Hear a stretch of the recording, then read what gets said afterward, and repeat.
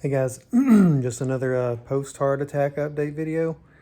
So today I want to talk about two things. The first thing is that I'm taking Eliquis, which is a blood thinner, and it causes me definitely to feel peripheral neuropathy symptoms. You guys have seen the channel, know that I've experienced that in the past, and it's kind of what I'm experiencing again. But I want to say, if you've been watching the videos, Saturday when I was in the hospital, they added Eliquis to my regimen of medicines.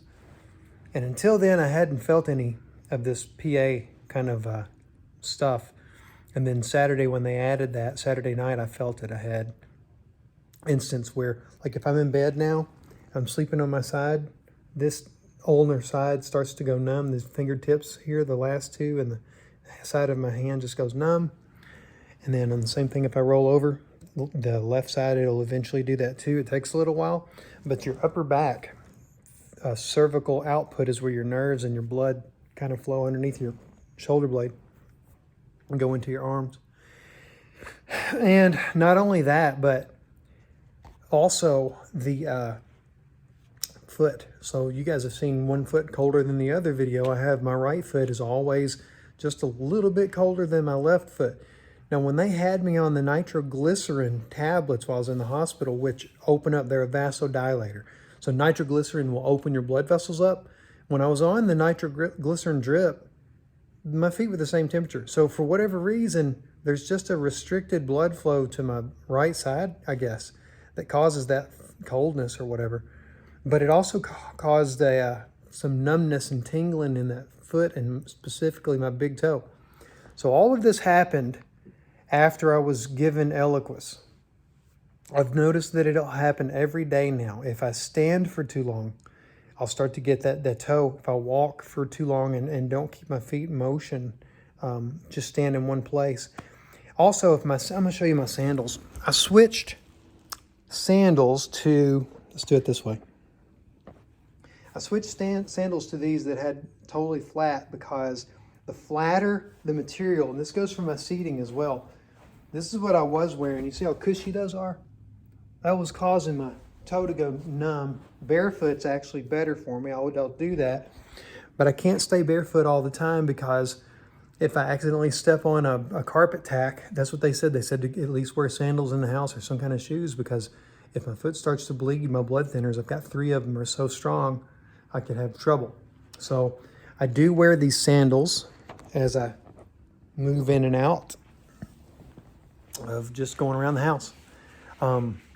So that's one thing I wanted to talk about, is this strange phenomenon of having peripheral neuropathy-like symptoms from Eliquis.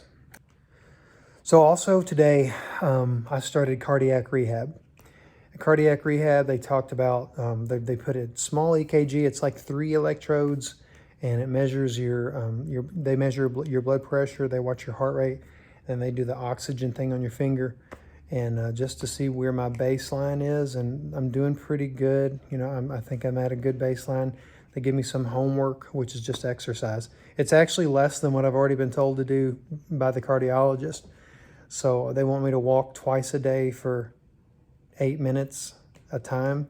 And you guys have already seen in these videos, I'm probably walking 4 to 5 times a day already, and just a couple blocks, which is more than 8 minutes actually. So I'll be good for the homework, but I'm gonna do whatever, you know, doctors say and my cardio rehab people say, and keep on top of my medicine regimen. And it's a lot. There's a whole lot of change for my life now, but I know this is what I have to do. And I'm still having my hernia issue too. And in fact, today it hurt a little bit, so I went ahead and stuck on the compression hernia belt just to make sure I can't risk damaging that too. If that damages, I might have some internal bleeding. So I will go to the doctor, my primary care physician, on May 10th, which is upcoming. And then May 20th, I go see the GI about this hernia thing, and we're going to see where that is. If you guys haven't seen my finger's in the way here. If you guys haven't seen my old video about the hernia update, I think I did it might have been 2020 or maybe 2019. Either way, about every 2 years, I have a hernia problem come back. Gotta find a way to make this permanent instead of a recurring issue all the time. I appreciate all you guys thinking of me and those who watch the channel and support me. It really, really means a lot to me. Take care.